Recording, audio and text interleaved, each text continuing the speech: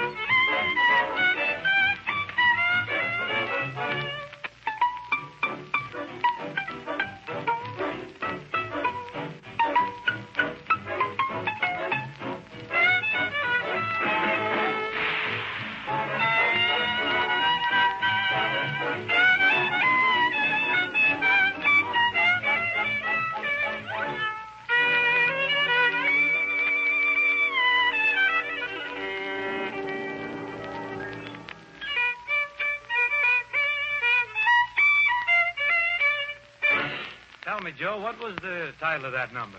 Why, Bing, the title of that composition was called The Return of Macabre. Return of Macabre. Yes, the very opening there, it sounded a little like Pardon Me, Pretty Baby. Well, I don't know, Bing. Towards the opening, yes, but a little later on, that's where macabre comes in. Well, it was very good, anyway. Now, Joe's got to run down and do 6-8 shows at the Orpheum. Joe, you've really upheld the honor of the fraternity. Bing Crosby presents Rupert Hughes.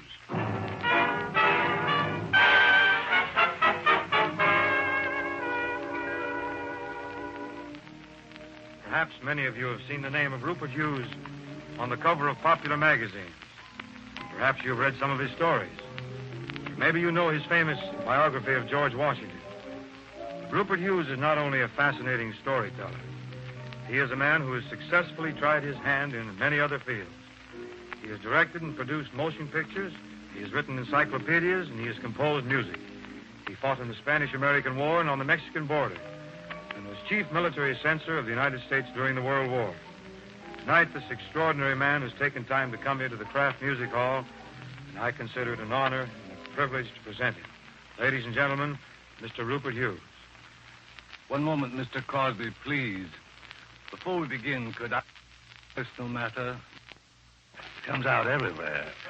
Your voice goes around the earth 7 times in a second. It flies to the moon. It breaks through the tails of comets. People on Mars may be listening now and wondering when I'm going to stop and let you sing.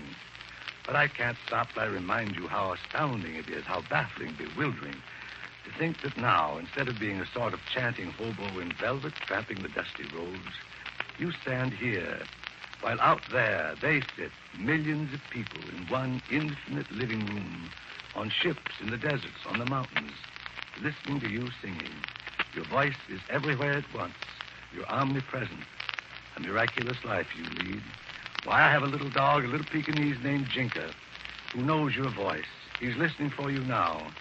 He sings whenever he hears you bark. He barks. Wait a minute. Oh, you're a wonderful man, Mr. Crosby. You seem hardly to be a human being. They say you make pretty good money, but I say you're grossly underpaid. Think of it.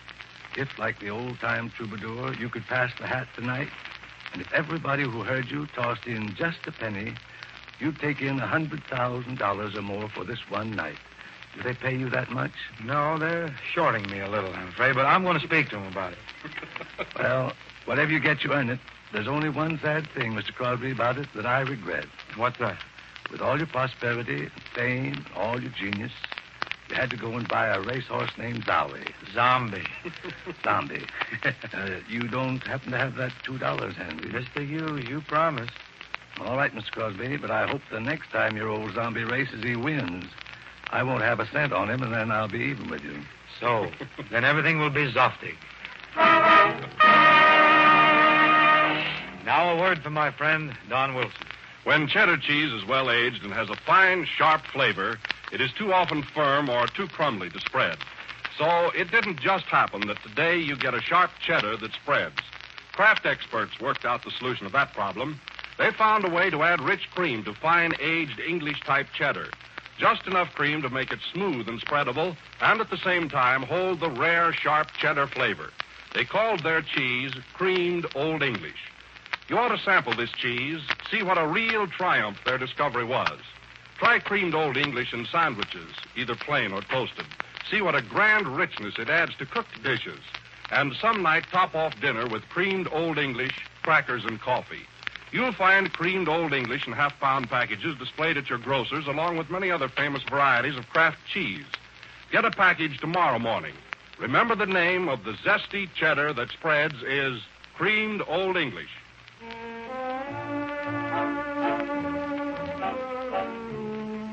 Now I'd like to sing a song that first appeared in 1910. Remember good old 1910? That was the year Halley's Comet astonished the country. But perhaps not as much as Alice Roosevelt Longworth, who in that year actually appeared in public smoking a cigarette. Woodrow Wilson had just left the campus at Princeton to be governor of New Jersey. Marie Dressler was appearing on Broadway in a big success called Tilly's Punctured Romance. And a show called Honky Tonk had a song in it which became a sensational overnight hit. It was not until several years later that the song was adopted as a theme song by Sophie Tucker, the last of the Red Hot Mamas. Sophie Tucker's still killing the people. So is her song. You remember? Some of these days, you're gonna miss me, honey. Some of these days, you're gonna be so lonely. You'll miss my hugging. You're gonna miss my kissing. You'll be so sorry when I'm away. Now you're gonna be lonely, just for me only. And you know, honey, that you've had your way. And when you leave me, you know it's gonna grieve me. You're gonna miss your daddy some of these days.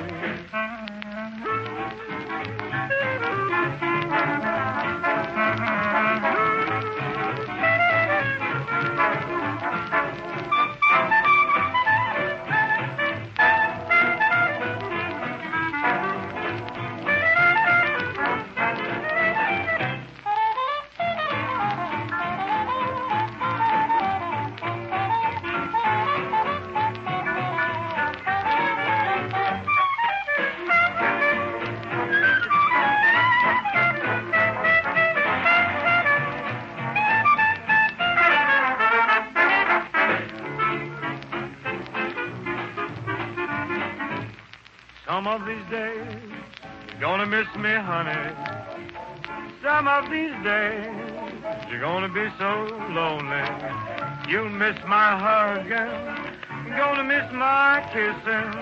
You're gonna be so sorry when I'm away. Now you're gonna be lonely, just for me only.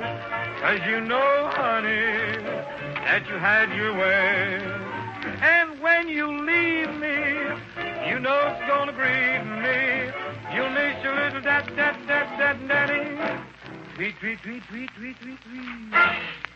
And now Bob Burns, first citizen of Van Buren, Arkansas.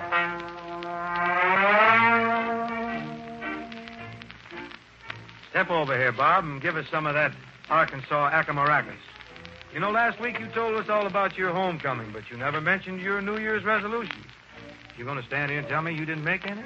Yeah, Bing, I did make some resolutions this year. I've made up my mind that I ain't going to do one mean thing all year. I'm going to be courteous. If any of these moving picture directors or the casting directors come to me, I'm going to be nice to them, Bing. And you know, it's gonna, I'll tell you, when they'll know the minute I talk that I mean what I say. That's one thing about the Burns family. I had a girl cousin come up from Van Buren, Arkansas, to visit me in New York, and a young fella made a date with her to take her out automobile riding through Central Park. And I never saw her again till 4 months later when I come through Van Buren. I asked her, I says, what happened to you the night the young fella took you out in the automobile? And she says, I jumped out of the car and walked home. And I says, you mean to tell me that you walked all the way from New York City to Van Buren, Arkansas? And she said, when I say no, I mean no. But now, you know, it's going to be kind of hard for me not to be mean because it just comes natural. I haven't got one member of my family that hasn't got a mean streak in him somewhere. I told you about my two uncles that love to pull up young corn. Now, right, you can laugh if you want to, but I want to tell you that on the face of it, that don't sound so bad. But when you just consider here's this poor, innocent, tender young corn that just sticks its little head up above the ground, ain't never done any harm to anybody, and just to go out and pull it up, I'll tell you there ain't nothing nice about it at all. And about the only good relative I ever had in my life, I suppose, is one of my uncles, and he never touched a drop of liquor, and he was 117 years old. And he went on the lecture platform lecturing for temperance. He thought it would be a good example to show the people that he had never touched a drop of liquor, and he'd lived to be 117 years old. But right in the middle of his very first lecture, his old man come in drunk and busted up the meeting. You know, I had another uncle that was so mean that he didn't have any daughters. He had 9 sons, and he used to get mad when a cold winter night came along and it was snowing outside. He'd get so mad because he didn't have a daughter to put out in that weather. But, you know, I had one mean old uncle that used to come up to me when I was a tender, trusting child, and he'd hold both hands out in front of him with his hands closed up, and he'd say, guess which one? And I'd point to one of his fists, and he'd open it, and there wouldn't be nothing in it. And he'd come to me next day and the next. He kept that up all the time I was growing up, and I want to tell you that I never did guess the right one, and I got to be bitter towards the world. I thought the world was against me, and finally on his deathbed, he admitted there never had been nothing in either hand. But it kind of changed my outlook on life. It put a blot on it, and later on, when I proposed to my girl, I asked her for a hand, and she asked me which one, and I says, it don't make no difference. I probably won't get much anyhow. But, you know, I made up my mind right there that I was going to make up for that by being nice to my wife. And I've done the very best I could. But, you know, that's one thing about my folks. Now, of course, I was talking about drinking just now. I want you to know that I don't drink liquor. I think the worst thing in the world is liquor. It makes you quarrel with your wife, and it makes you shoot at your mother-in-law, and it makes you miss her. But I've tried so hard to be nice to my wife. That's one thing about my folks. They know how to treat women down there. We don't treat them like they do back here, some places in the East. I heard of one case where a wife had her husband arrested for beating her, and she told the judge that he beat her up every morning and every time he came home, and she says he don't even give him a face time to heal up. And her husband jumped up and he says, don't pay no attention to her, Judge. She's punch drunk. But, you know, we don't do that. We down home, down in Arkansas, we protect our women. I remember one time a neighbor man had an argument with my wife, and he beat her up pretty bad and bruised her up so bad that she had to go to bed. And that night, my uncle went over to call on this neighbor. He didn't rave and rant around. He called him out, and he was perfectly cool. When the neighbor come out, my uncle says, you beat my wife up, Ed. And the neighbor says, yes, I did, Henry. And my uncle says, you knocked her down, Ed. Ed says, twice, Henry. And my uncle says, it wasn't very nice of you, Ed. I had to get my own supper. But, you know, a man is just bound to have argument with his wife. You just can't help it. But I'm going to be lenient with my wife. I declare I do get discouraged at times, though. I haven't had a decent night's sleep since Christmas.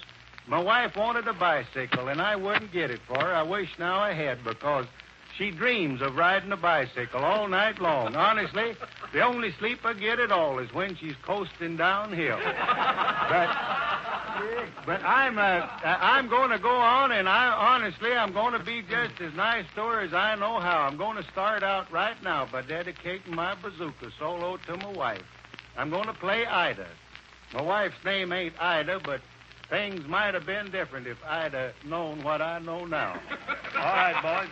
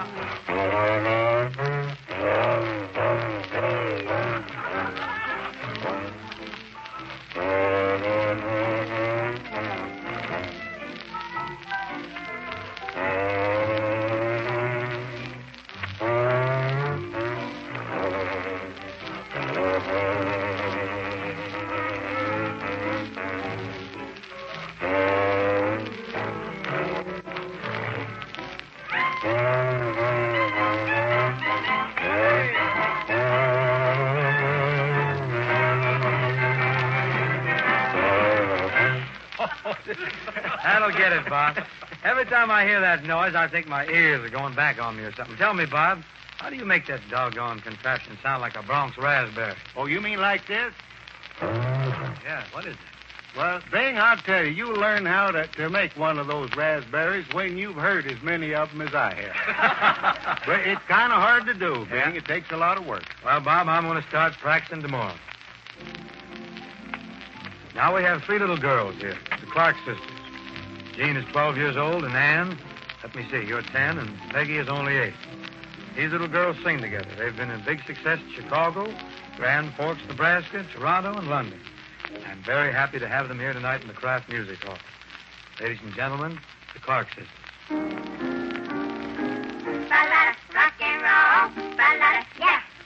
Rock and roll, roll and rock away.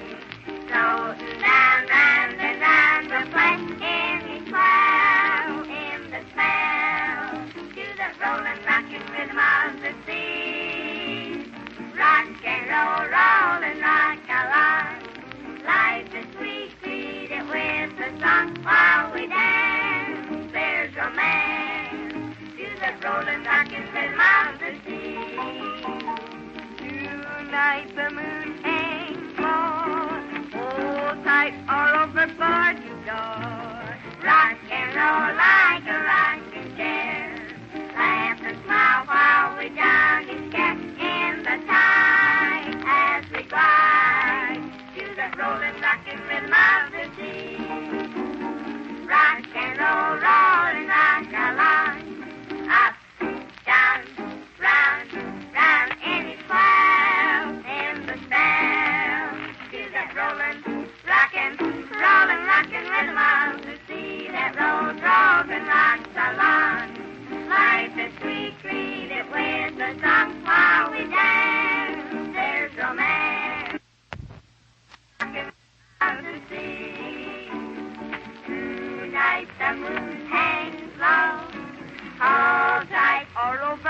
board you go. Rock and roll like a rocking chair.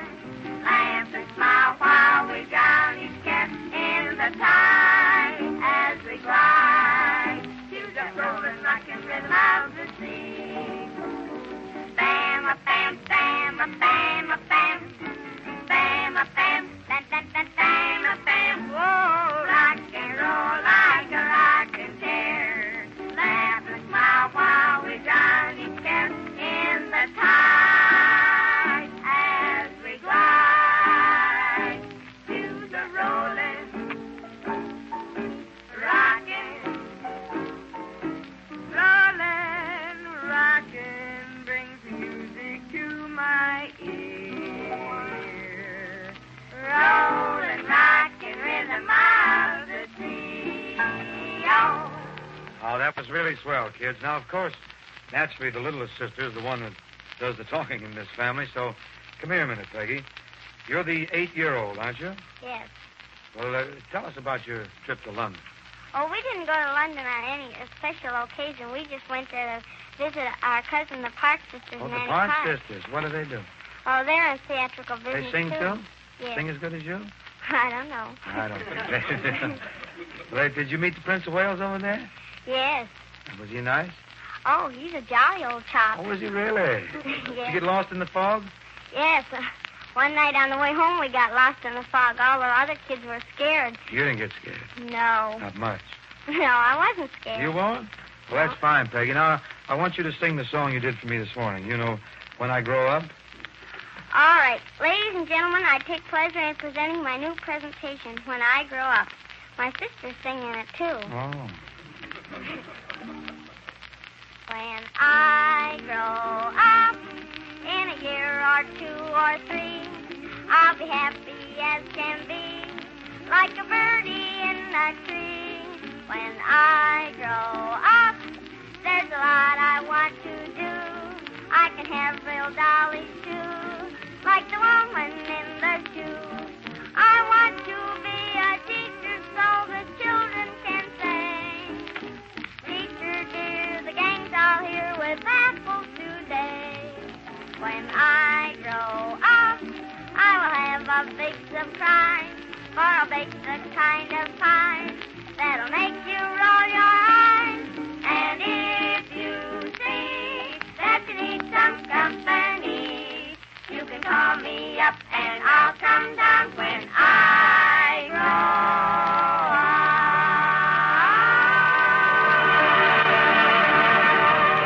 up. Thank you, Peggy and sisters. And here's good old Don Wilson. Attention, all you good cooks. Here's a recipe that will make any hostess's reputation. A recipe so easy you can carry it in your head. The recipe for cheese and crab delight. Unwrap a package of creamed Old English cheese and melt it in the top of your double boiler. Next, add 1/3 cup of evaporated milk, seasonings, and stir until you have a smooth golden sauce. Into that sauce, toss a cupful of flaked crab meat and serve on toast. The result is perfection. Here's something to serve at little supper parties and bridge luncheons. But we had still another reason for giving you this recipe. That rich golden sauce you use in cheese and crab delight is also delicious on vegetables. Cauliflower, onions, spinach, broccoli. Fine on poached eggs, too. It's marvelous sauce for dressing up all sorts of common everyday foods. But don't expect just any cheese to make a sauce so smooth and so delicious. The secret of success is creamed Old English. Get a package of this famous Kraft cheese tomorrow from your regular food dealer. Let the family have it spread on crackers and in sandwiches. And to try it melted in cooked dishes. You'll be mighty glad you discovered creamed Old English.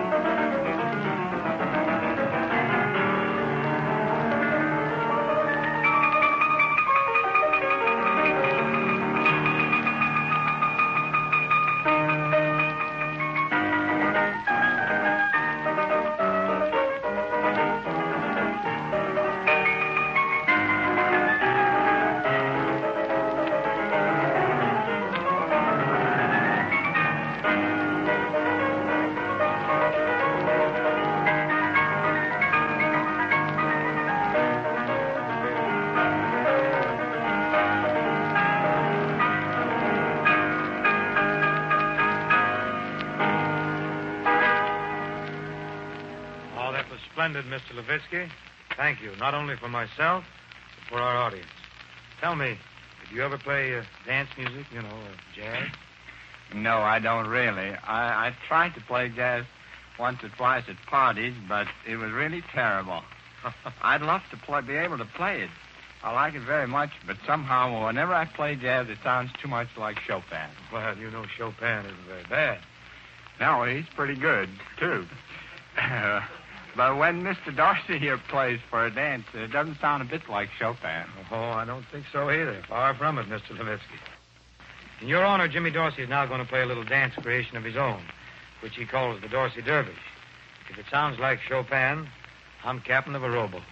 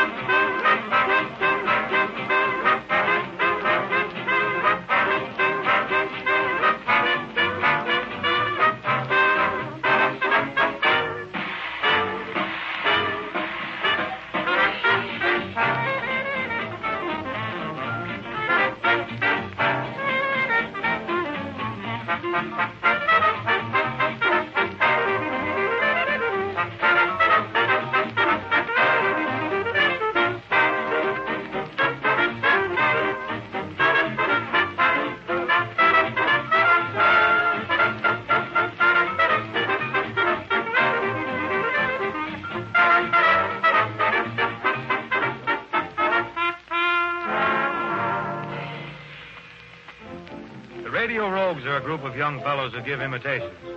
Mostly they imitate people you've heard on the radio. And honestly, just to be in the room with these three boys, you'd think they were attending one of those all-star benefits. I had the pleasure of working with them in a picture called Going Hollywood a couple of years back, and I'm really very happy to welcome them to the Kraft Music Hall tonight. The names are Jimmy Hollywood, Eddie Bartell, and Henry Taylor. Jimmy Hollywood's that boy's right name. Representing him tonight, the Radio Rogue. Step up here, boys. Now, Jimmy Hollywood, which imitations do you give on this here team? Well, I do Amos and Andy, Ned Sparks, George Arliss, or almost anybody on the side. Must keep you pretty busy. What about the other boys? Eddie Bartell, what's your specialty? Well, my specialty is women. Bragging, huh? No, I mean I do Kate Smith, Gracie Allen, Portland Hopper. Oh, I see. And now for the third Rover boy. Unloving Tom, or Henry Taylor. What do you do? Well, I do Fred Allen and Ben Burney, and I used to do Bing Crosby. What do you mean you used to do? Don't you do him now? Well, we don't get so many calls for it now. Well, it's bad all over the country. Well, do Fred Allen.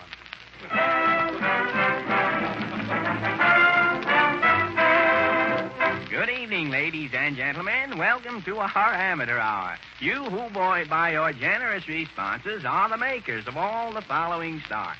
And now for our first little amateur. Step right up, little lady. Tell me, were you ever on the air before? Mm-hmm. And for how long a time? 11 years. What did you say your name was? Kate Smith. Play, Jimmy. When the moon comes over the mountain,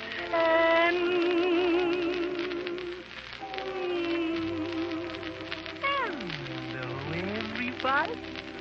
This is Pee Wee K. Don't forget, folks, on my next program, I'm going to sing a song dedicated to all you taxpayers. Why not take all of me?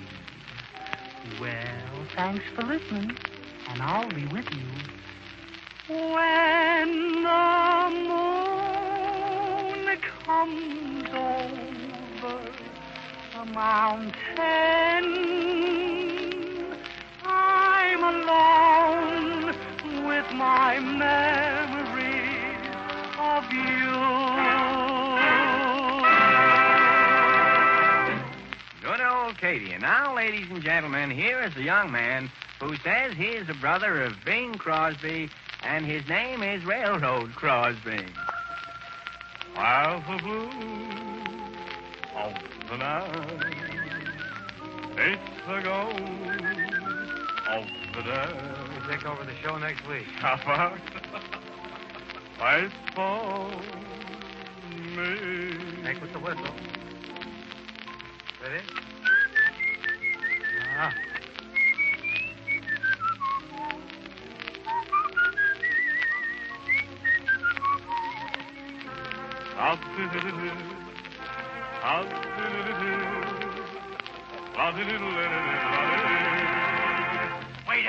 Wait a minute. Snodzola needs no announcement. But am I burning up? Am I mortified? What seems to be the trouble, Schnoz? Why, I'm walking down the street, and a guy comes up to me and he says, "Hey, is that your nose, or are you eating a banana?" Oh, he was just being subtle, that's all, when he knows darn well that my folks were the first settlers in this state. They were the first to settle for 10%. I got a million of them. And that settles that. Now, ladies and gentlemen. Oh, Kingfish, so long, Brother Clover, so long, Latinum. Well, brothers, I'm on my way down to a meeting of the Music Knights of the Sea. Well, Brother Kingfish, I think I will go too. If I do not, my wife will be very unhappy. So long, Mother Anna, so long. Amos, I'll look out. What's the trouble, Andy? Amos, I'll tired. Andy, you is the laziest man in the world. Do you know it? Amos, I'll the busiest man. What does your gun do, Andy? Amos, Monday, Tuesday, and Wednesday, I don't do nothing for nobody. Thursday, Friday, and Saturday, I rest. But Amos, Sunday, that is my busy day. Well, what does you do on Sunday, Andy? On Sunday, Amos, I was busy all day, getting ready to do nothing. Monday, Tuesday, and Wednesday. And, of course, ladies and gentlemen, that was Amos and Andy. Just a minute, Ellen. Well, shut my mouth wide open if it isn't Smiling Ned Sparks. I'm here to introduce a man whose name is a household word. A man that everybody knows. He's stupendous, magnificent, colossal. May I introduce a friend of mine? What's his name, Ellen? Oh, the old mousetrap and all the lads.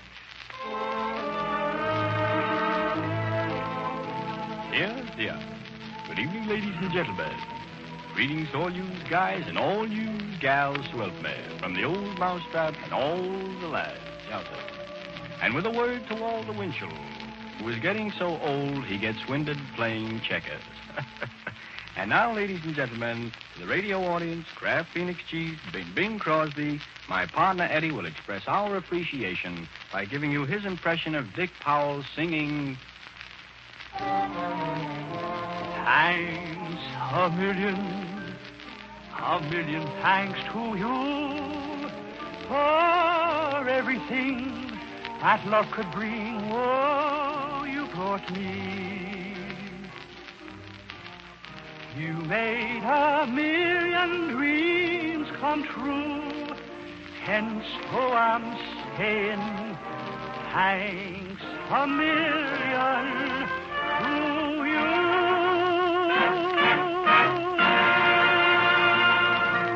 Boys, thanks a million to you. Don Wilson, will you step in the office, please? Connoisseurs of wine call for dry wine with some foods and a sweet one with others. People who get the most enjoyment out of cheese want different flavors for different occasions, too.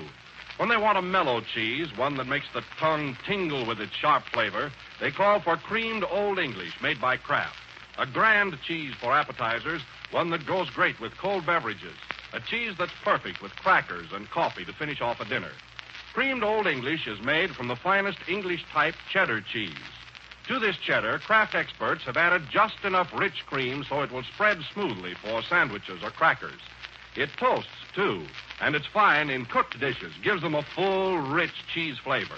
Get a package of Creamed Old English tomorrow. Creamed Old English, made by Kraft. All Kraft products sold in Canada are made in Canada.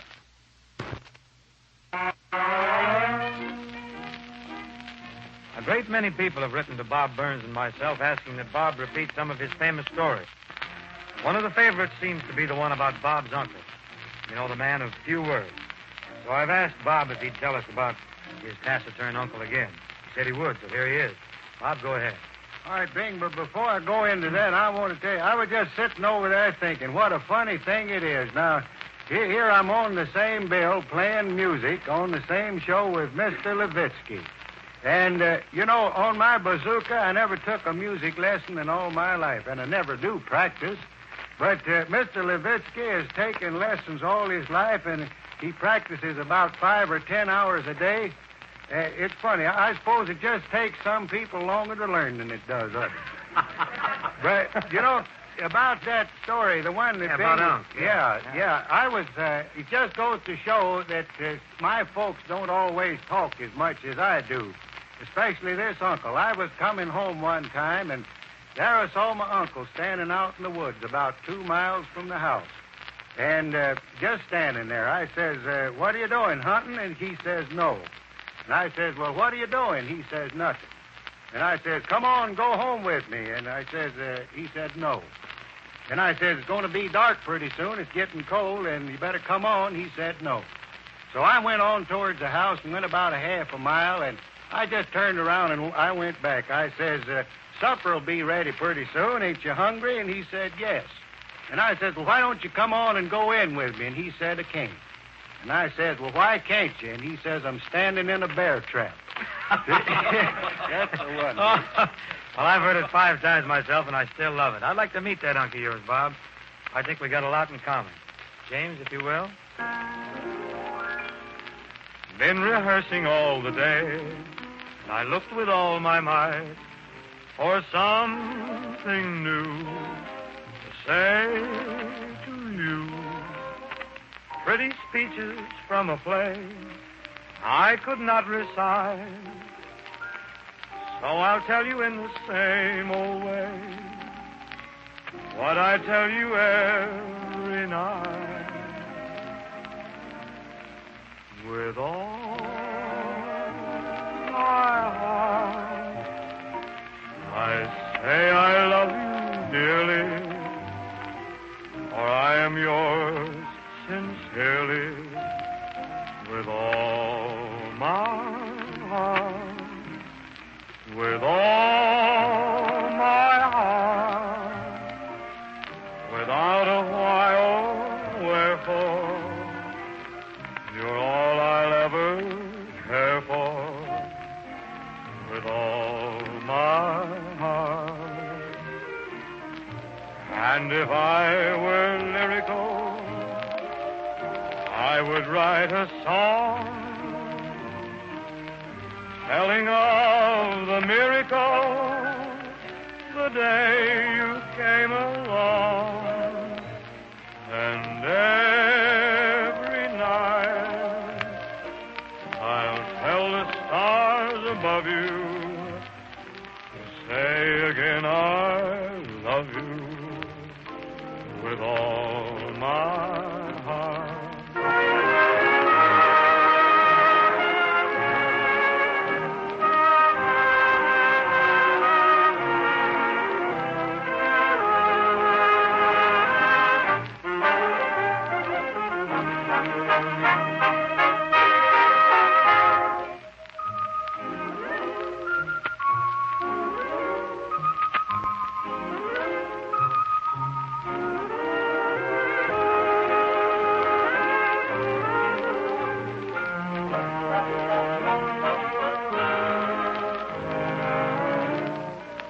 if I were lyrical, I could write a song telling of the miracle the day you came along. And every night I'll tell the stars above you, say again, I love you with all my heart.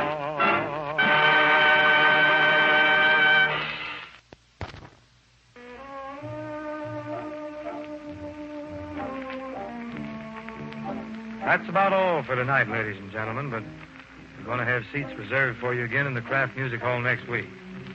Next week, we're going to have another fine show.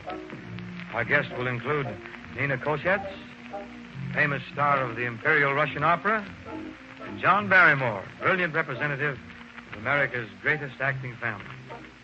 We're going to have also numerous other guests, plus Jimmy Dorsey, Bob Burns, and Ed Hal. I'll tell you who Al is next week. Till then, just take it easy and good night.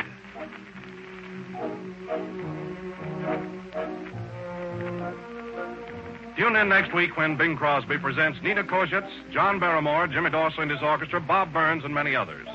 The Kraft Music Hall, announced by Don Wilson, has come to you from the new NBC studios in Hollywood. Included on tonight's program were Some of the Days from Honky Tonk, When I Grow Up from Curly Top, Thanks a Million from the picture of the same name, and With All My Heart from Her Master's Voice. This is the National Broadcasting Company.